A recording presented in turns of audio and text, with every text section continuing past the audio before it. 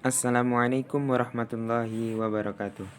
Alhamdulillahirabbil alamin. Wassalatu wassalamu ala asyrafil anbiya'i wal mursalin wa ala alihi wa sahbihi ajmain. Amma ba'du. Perkenalkan, nama saya Rahmadi Majid, NIM 1914020046 dari jurusan Pendidikan Bahasa Arab 4 Lokal B. Di sini saya akan sedikit mencoba menjelaskan tentang aplikasi untuk pembelajaran dan aplikasi untuk penyajian pelajaran Prezi dan sejenisnya. Dan di sini saya memilih Google Slide dalam mata kuliah Wasail Ta'lim Al-Lughah Al-Arabiyyah di bawah bimbingan Ustazah Meliza Budiarti MA. Yang pertama, pengertian dari Google Slide. Pada dasarnya, Google Slide adalah layanan dari Google yang dapat digunakan untuk membuat slide presentasi. Google Slide adalah sebuah aplikasi presentasi online yang memungkinkan Anda untuk memamerkan karya Anda dengan cara visual.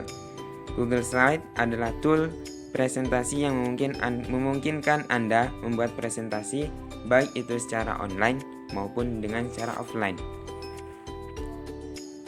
Selanjutnya, setelah kita mengerti apa itu arti dari Google Slide, kita berlanjut ke kelebihan dan kekurangan dari Google Slide. Yang pertama, kelebihan. Adapun kelebihan dari Google Slide yaitu yang pertama, berbasis cloud. Salah satu kelebihan dari Google Slide adalah layanan ini sudah berbasis cloud, di mana kamu tidak perlu khawatir karena kehilangan file saat mati listrik atau kehilangan jaringan. Sebab semua hasil kerja dari yang setelah kita buat akan tersimpan rapi dan otomatis di cloud. Setiap kali ada perubahan yang dibuat, slide akan menyimpannya secara otomatis. Dikarenakan Google Slide ini berbasis cloud, Google Slide ini akan dapat kamu akses kapan saja. Selanjutnya, kolaborasi. Seperti yang sudah disebutkan sebelumnya, Google Slide memungkinkan penggunanya untuk melakukan kolaborasi dengan rekan kerja. Dengan begitu, kamu dan rekan kerja dapat mengedit dan melihat satu file Google Slide dalam waktu yang bersamaan. Kemudian, mudah digunakan oleh pemula. Google Slide menyediakan tampilan yang sederhana. Hal ini memudahkan kamu jika tidak terlalu paham cara membuat presentasi. Toolbar yang disajikan sudah tertata rapi di dalam tampilannya sehingga kamu tinggal memilih ingin menambah template, background presentasi, gambar, ataupun yang lainnya. Yang terakhir yaitu gratis. Nah, ini adalah salah satu keuntungan Google Slide yang sangat dinanti-nantikan oleh banyak orang. Layanan ini dapat kamu gunakan secara gratis meskipun ada fitur berbayarnya. Beberapa pekerja sudah bisa memanfaatkan aplikasi ini dengan fasilitas yang mencukupi. Pasalnya, tanpa menggunakan fitur berbayar, Google Slide telah menyediakan beragam fasilitas yang memudahkan pekerja dalam membuat presentasi. Itulah beberapa kelebihan dari Google Slide. Selanjutnya kita beralih ke kekurangan dari Google Slide. Adapun kekurangan dari Google Slide, yang pertama yaitu harus menggunakan jaringan internet. Yang kedua, apabila salah satu pengguna komputer atau laptop melakukan kesalahan, maka seluruh slide ikut salah. Risiko hilangnya file lebih besar. Walaupun sudah berbasis cloud, akan tetapi resiko hilangnya file lebih besar dan pengguna komputer atau laptop harus lebih berhati-hati agar tidak terjadinya kekeliruan. Selanjutnya, harus menggunakan Gmail. Jika ingin menggunakan Google Slide, setidaknya kamu harus mempunyai akun Gmail terlebih dahulu. Ini menjadi salah satu kekurangan dari Google Slide dibandingkan dengan Microsoft PowerPoint yang bisa langsung digunakan tanpa perlu adanya akun email. Yang terakhir yaitu pilihan efek sedikit. Kekurangan Google Slide lainnya adalah memiliki pilihan efek yang sedikit. Bahkan menurut Get Clear Touch, pilihan efek dari Google Slide lebih sedikit dibandingkan Microsoft PowerPoint dan Keynote. Selain itu, Google Slide juga memiliki tema yang sedikit. Kendati demikian, tema dari pihak ketiga terus bertambah. Baiklah, selanjutnya saya akan mencoba menjelaskan tata cara penggunaan dari aplikasi yang saya pilih, yaitu aplikasi Google Slide. Langsung saja kita masuk pada aplikasi Google Slide-nya. Nah, seperti ini menu utama dari aplikasi Google Slide. Ada beberapa icon yang bisa kita pilih, akan tetapi apabila kita ingin membuat sebuah file atau presentasi baru, kita bisa memilih atau menekan icon plus yang berada di kanan bawah ini. Nah, maka akan tampil dua menu yang bisa kita pilih. Yang pertama ada pilih template, kita coba. Maka akan tampil beberapa pilihan template yang bisa digunakan untuk menjadi latar belakang dari sebuah presentasi yang ingin kita gunakan nantinya. Ini dipilih sesuai dengan keinginan masing-masing ya. Selanjutnya, apabila kita memilih presentasi baru, maka akan muncul slide yang demikian. Nah, presentasi baru ini digunakan untuk membuat presentasi atau presentasi yang sesuai dengan versi kita sendiri. Nah, di sini ada beberapa menu. Yang pertama saya akan mencoba menjelaskan tentang slide-nya, bagaimana cara menambahkan slide-nya agar supaya sesuai dengan berapa jumlah slide yang kita butuhkan, yaitu berada di bagian kanan paling bawah di sini. Nah, di sini ada beberapa bentuk slide yang bisa kita gunakan nantinya untuk membuat presentasi. Ada yang berupa title slide, yang biasanya itu berupa cover. Yang kedua itu section header. Yang ketiga ada title and body, yang biasanya digunakan untuk penjabaran-penjabaran dari sebuah presentasi. Baiklah, selanjutnya kita coba salah satu dari banyaknya slide-slide yang ada di pada menu ini. Kita coba title and body. Nah, seperti ini tuh. Maka seperti ini yang akan muncul. Jadi slide-slide yang ada di icon kanan paling bawah ini, kita bisa memilih berapa yang kita inginkan atau berapa yang kita butuhkan untuk presentasi yang akan kita buat nantinya.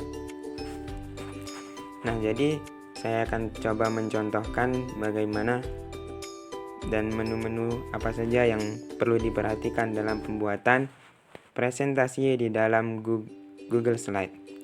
Nah, untuk menambah keterangan atau tulisan pada slide ini, kita bisa double tap atau 2 kali tekan. Nah, maka akan muncul seperti ini. Kita bisa menulis sesuatu apa yang kita inginkan. Di bagian ini sudah seperti yang sudah saya katakan tadi, bahwasanya ini berupa cover. Maka kita bisa menulis sesuatu yang mengenai judul. Misalnya saya tulis tentang mata kuliah kita, Wasail Taklim Al-Lughah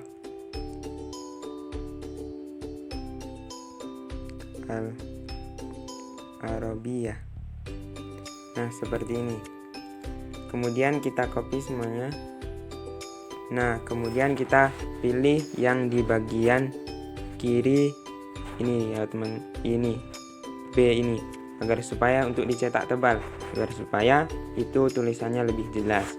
Nah, untuk warna dari sebuah teks itu kita bisa memilihnya di bagian A yang ada garisnya di sini. Bebas untuk warna teks yang akan kita pilih, karena presentasi yang dibuat itu juga sesuai dengan selera masing-masing. Karena ini latar belakangnya berwarna hitam, berwarna putih, maka ada baiknya warna teksnya itu berwarna hitam. Selanjutnya, untuk mengenai font, ukuran, dan lain-lain ada di menu atau icon yang bagian ini, A yang paling atas. Nah, untuk font atau bentuk dari tulisan ada beberapa bagian, banyak sekali. Dan untuk bentuknya, apabila kita presentasi, ada baiknya kita memilih Times New Roman karena itu yang biasa digunakan. Untuk ukuran, ini bisa kita style masing-masing sesuai dengan keinginan. Karena ini sebuah judul, ada baiknya itu agak besar. Mungkin itu saja di bagian cover yang bisa saya jelaskan. Kemudian saya akan mencoba menjelaskan tentang bagian yang cara menyetel, ya, men-setting bagian penjabaran. Apabila kita, yang seperti saya katakan tadi, apabila kita ingin menambahkan sebuah keterangan, maka kita bisa double tap atau 2 kali sentuh, seperti ini.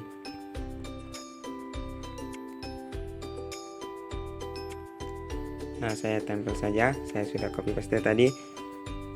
Misalnya ini sebuah contoh saja ya. Saya ambil pengertian dari Al-Quran. Ini sedikit sebuah contoh dari pengertian Al-Quran.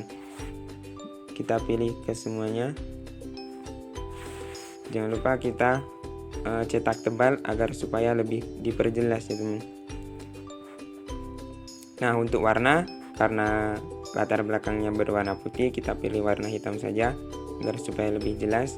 Kemudian kita atur bagian fontnya dan ukurannya. Bagian font kita kembali pilih di bagian ini, kita pilih Times New Roman.